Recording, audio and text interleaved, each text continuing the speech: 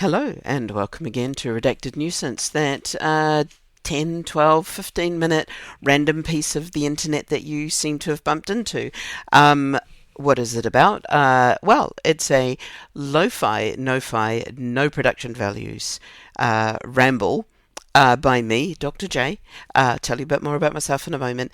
That it just is recorded in one take, uploaded without me listening back to it, and scheduled to go out in a couple of days. So I get to hear it when you hear it, which is an interesting way of doing this, I suppose. It's the lowest production values possible, so there's going to be lots of ums and mumbles and tangents that go places that you're like, maybe that could have done with some editing. Well, really, that would take time, and I frankly, for this particular project, just don't have it. So, who am I? I'm Dr. J, use they as a pronoun. I'm identify as transgressive, non-binary, genderqueer, and queer. I have done both of those for a very long time now, over 15 years. I grew up in New Zealand, hence some of the accent. Have lived in London for 20 years, hence some of the other part of the accent.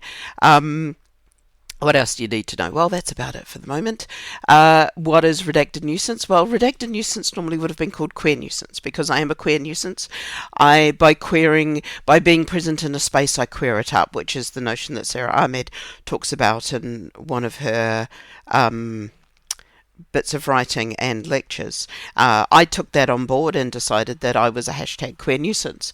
When I decided to do this little experiment, which is now at number 37, so it's more than an experiment. When I decided to do this thing, I was trying to find a name, and I wanted to call it queer nuisance, but then I realised calling it queer nuisance would mean that there'd be a lot of people, or a number of people, who could either not access it because it said queer and their systems would not allow them to see it, or in accessing it, they would put themselves in danger of somebody saying, "Oh, Havsek, why are you listening to this queer thing? What are you?"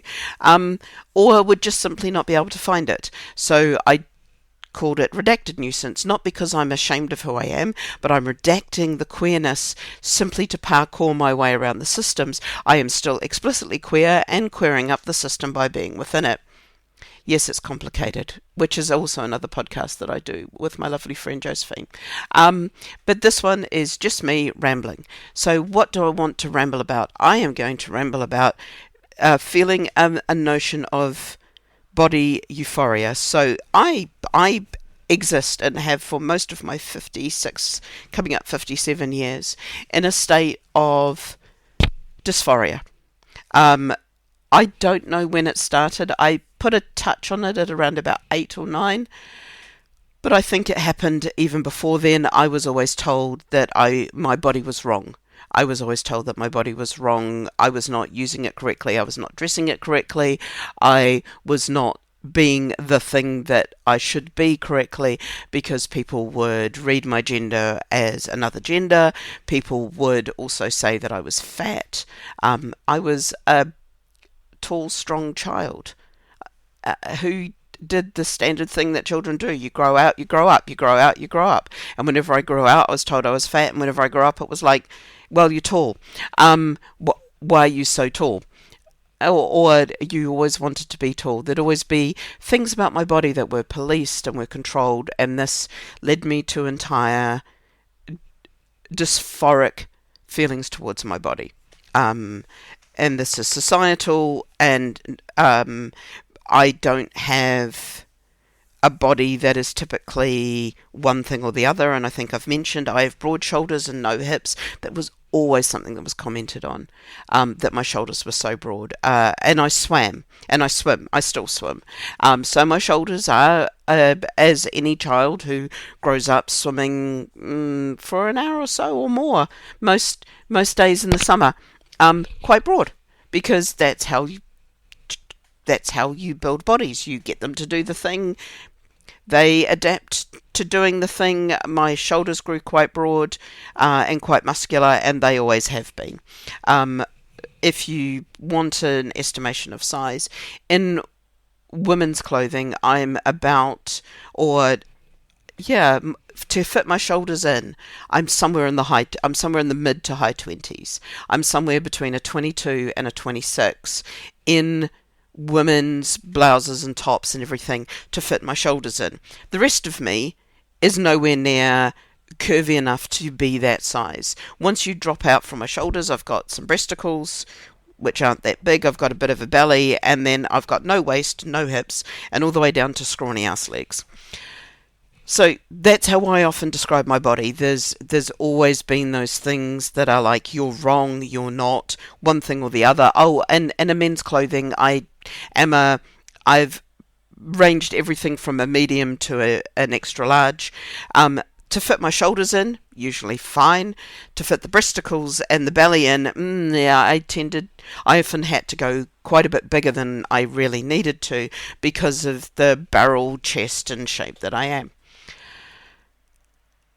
So I've built up a lot of negative thoughts towards my body. And the other week, I have a lovely friend who does some mending and making. I have several friends who I know in the industry, in the performance industry and associated pieces who make things.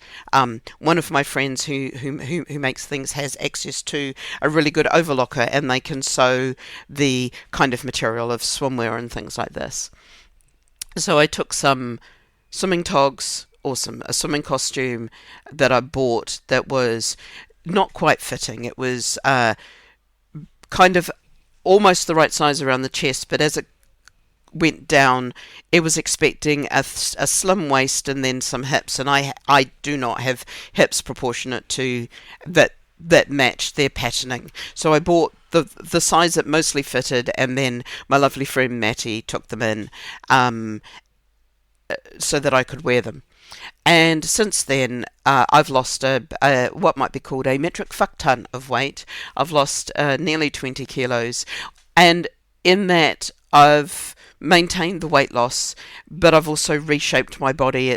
I'm working out a lot, so there's a lot more muscle underneath my body. It's a lot more compact in many ways.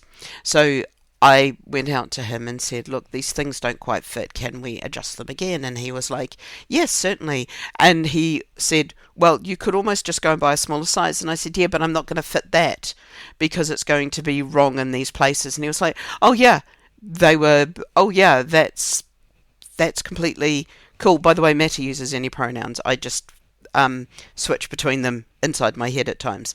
They were like, oh yeah, you would need to bring the new ones out to be adjusted in some way anyway, so I'll adjust these.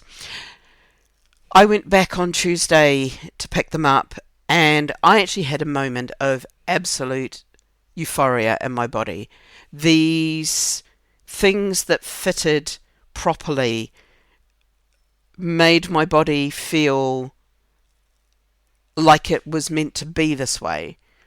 Like they that I have two wrestling singlets that fit well around my bum and my legs. They have enough room for me to develop a tiny bit more muscle in my bum, but not. I'm never going to have a big. I ain't never going to have a twerky butt. If at the best I have a bit of a muscular butt, and this whole thing I danced in front of a full-length mirror going, oh my God, look at my body. And like a little toddler of like, look what my body can do. And that was a joy that I've not had before.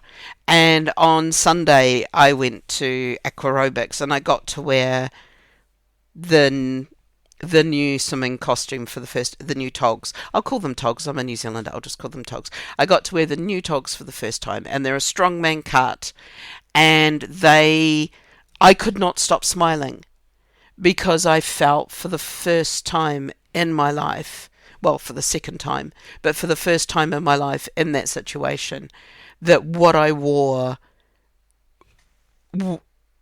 made my body feel like my body was good. Like my body was the right body for this. It didn't feel wrong. It didn't feel like I should have another body.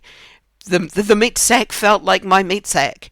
The meat sack felt like I should be happy about it. And I am still trying to process that feeling and that sensation, because if you've never experienced it in your life, to suddenly experience it in your mid to late 50s is just absolutely mind blowing.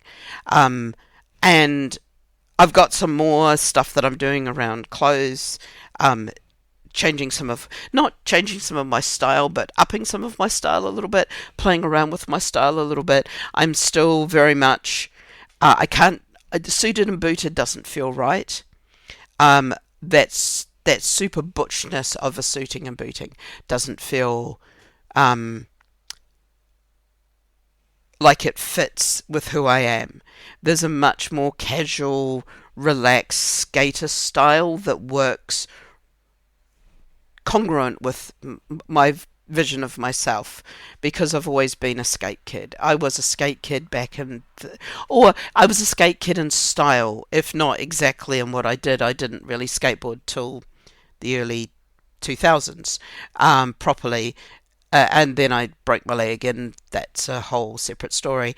Um, but I like the aesthetic, the baggy shorts, the baggy t-shirts, the way the style fitted together. I was much more grunge and inspired by Nirvana and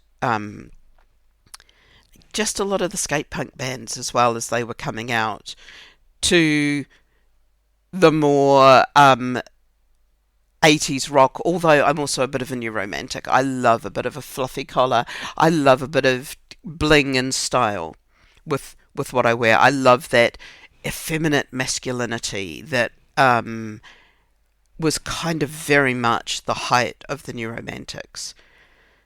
That gels with me and my image of myself and my brain, etc. What I'm loving at the moment is, now I've lost weight, kind of reworking my wardrobe into something that is very fits across that style. I can wear skinny jeans. I wear often jeans that are quite a bit thinner on my legs, because my legs are quite thin, so I can get away with it. And having those tighter jeans also looks quite good. But I also love wearing a baggy jean. Who don't love a baggy jean, really? I also like wearing a lot of colour. I wear a lot of things that are scruffy but not scruffy. They could be scruffy, but I tidy them up and I put them in colour and I turn them into something that's very me. And that is starting to build up that notion of gender, or of body euphoria, being happy and proud of my body. So yeah,